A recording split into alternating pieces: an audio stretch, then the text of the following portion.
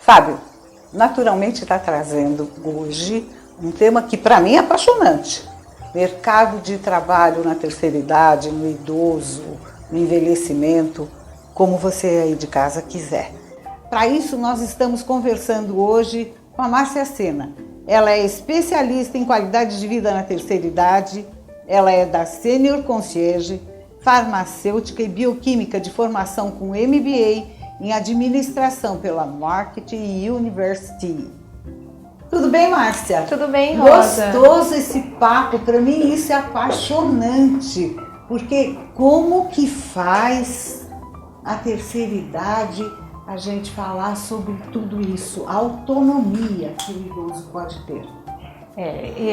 Esse é um tema também apaixonante para mim, eu trabalho com isso todos os dias e o nosso objetivo é justamente mostrar para os idosos que eles podem se manter ativos, podem manter com seu poder de decisão, manter sua autonomia, que é o quê? É a capacidade de você ainda estar em controle da sua vida, lógico que você começa a precisar de alguns cuidados extras, um suporte. Acontecem. Exatamente, mas assim, dá para você manter a sua autonomia, de você ter a capacidade de ir e vir com pequenos ajustes muitas vezes, né? Então é uma mudança muitas vezes da mente do idoso e da mente da família também, né? Dessa rede de suporte desse idoso, né? Tem que acreditar, tem que se resguardar com algumas ações, lógico, né, preventivas, mas é assim, ele é capaz ainda, é capaz de muito. Ele pode ser independente. Isso, pode ser independente. Para ir ao cinema, para ir ao banco, para ir à feira, ao mercado, ou para ir para a Pinacoteca do Estado, ou para ir para uma biblioteca. Eu acho que a grande oportunidade do novo idoso, que a gente diz, o idoso de hoje é diferente dos meus avós, por exemplo, a grande oportunidade é se reinventar, se redescobrir e ver por quê. Se a população está vivendo cada vez mais, né? Se você vai viver até os 80, 90 anos, vamos viver bem, né? O que tem de novo? O idoso tem chance? Tem vaga para ele trabalhar? Porque eu acho que a independência vem também de independência financeira, Sim. que normalmente ele não tem mais. Exatamente, né? Hoje a previdência já não é mais o que era antigamente, né? E daqui para frente a gente não sabe muito bem como é que fica. Não, né? Isso aí dá um outro programa. Exatamente. Vamos deixar que a gente volta para falar sobre isso. Então, em se tratando exatamente desse assunto, é primordial que sim, o idoso, quando ele se aposente, ele queira fazer um complemento de renda. É fundamental que ele se reavalie, reveja toda a sua bagagem, toda a sua experiência e, mais do que tudo, ele realmente valorize toda essa experiência. Porque o que a gente vê hoje em dia, né? Muitos dos nossos clientes, a gente vê, ele não valoriza tudo aquilo que ele construiu. Ele acha, e eu acho que a sociedade força muito a esse pensamento, né? Do idoso achar que, me aposentei, eu não tenho mais valor profissional.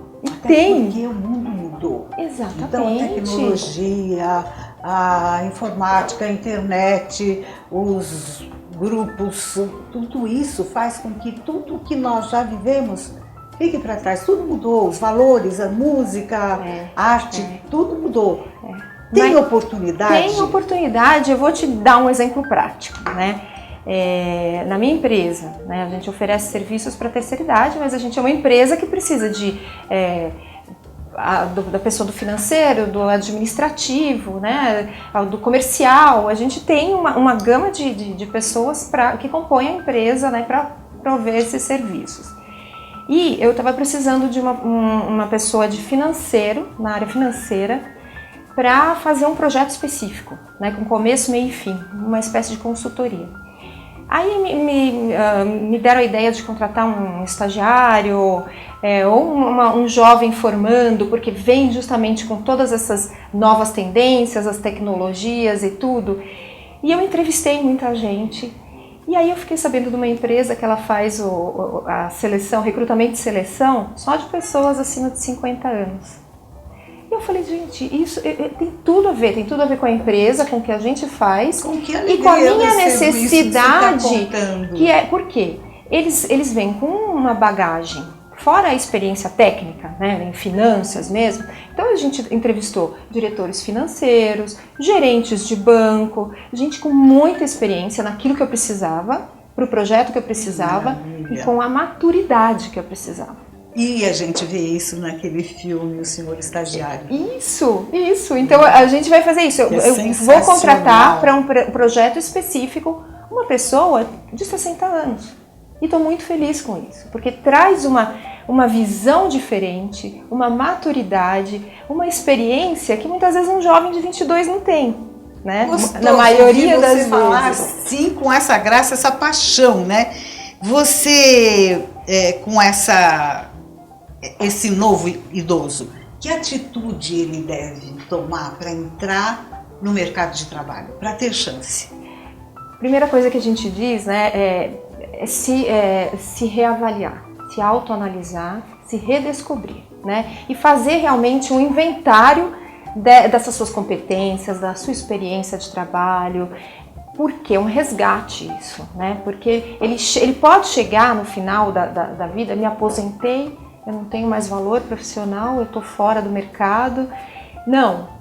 Se reavalie, resgate a sua autoestima. Uma das coisas Reinventar, você quer dizer, ele pode deixar aquilo que ele fez a vida toda e partir para um projeto novo, partir para uma profissão nova. Exatamente. Ou para empreender, ou para ser consultor. E para isso, ele tem todo o tempo, hoje em dia, para se preparar para isso, para se capacitar. Então, uma das coisas que a gente diz muito, uma das dicas... Agora ele está aposentado. Então, se antes ele falava assim, olha, eu já realmente não estou dominando a tecnologia, o Excel, ou o que quer que seja, agora é o momento dele buscar ajuda, buscar educação, para ele realmente se preparar para essa nova fase, né? O inglês, eu nunca tive tempo de estudar inglês. Então, por que não agora? Né?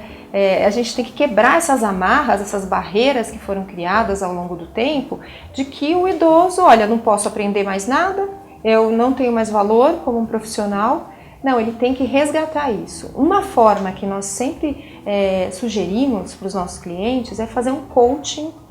Já existem especialistas em reinserção ao mercado de trabalho para esse público 60 a mais. É alguma coisa nova. Isso novo. Isso tudo é inovador. Isso tudo é novo, né? Então, assim, vale a pena. Às vezes, em algumas sessões, você consegue fazer esse resgate da sua autoestima, resgate do seu valor, de toda essa experiência que você acumulou ao longo do tempo, né? Te ajuda a reconstruir o seu currículo. E ele aceita, porque eu vejo que o preconceito não vem só de fora para dentro. Vem de dentro da gente também. Ele aceita fazer um coaching, ele aceita se reinventar.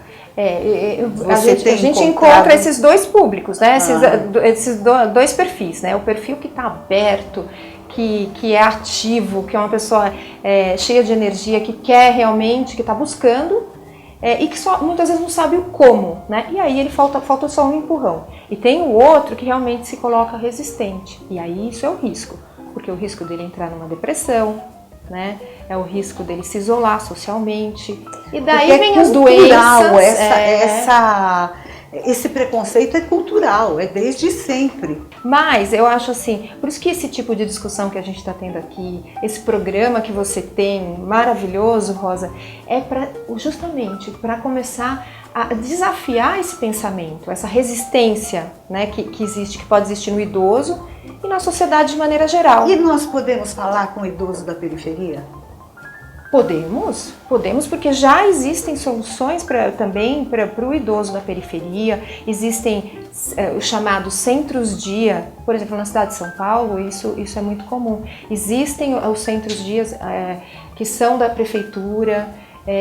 Tem inúmeras possibilidades, né, de centros de convivência, que são para o idoso vai lá, passa o dia, tem uma série de atividades, até fisioterapia, jogos, dança, arte, que é para ele passar o dia e realmente assim manter-se ocupado, né? E é público e é gratuito.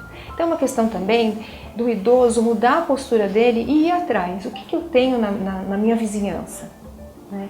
Eu posso ter uma pracinha que todas as manhãs tem jogo de dominó. Né? Então, o que eu tenho? Eu acho que começa de dentro para fora também essa mudança. Mas como é que surgiu essa maravilha toda? Da minha empresa, né? Da sua empresa. Porque que coisa boa, inovadora, útil e que coisa mais simpática. Então, Rosa, surgiu de uma necessidade pessoal. Eu era uma alta executiva de multinacionais, farmacêuticas e viajava muito em reuniões e teleconferências. Tenho os filhos, a minha casa. Então eu falava assim, eu conseguia equilibrar todos os pratinhos. Num dado momento, minha mãe tem uma saúde bastante delicada, a gente sempre foi muito cuidadoso com ela, mas de repente meu pai, que era a fortaleza, ele começou a ter alguns probleminhas de saúde. Então minha mãe me ligava e falava, ai, eu preciso levar seu pai para emergência. E eu estava fora do país. Ou eu estava no Pará. Então, assim, como é que eu fazia para ajudá-los, né? Eles moram sozinhos, graças a Deus hoje meu pai está super bem, mas eu vivi uma angústia tremenda dessa necessidade de como é que eu concilio a minha carreira, os meus filhos e ajudar os meus pais que estão envelhecendo.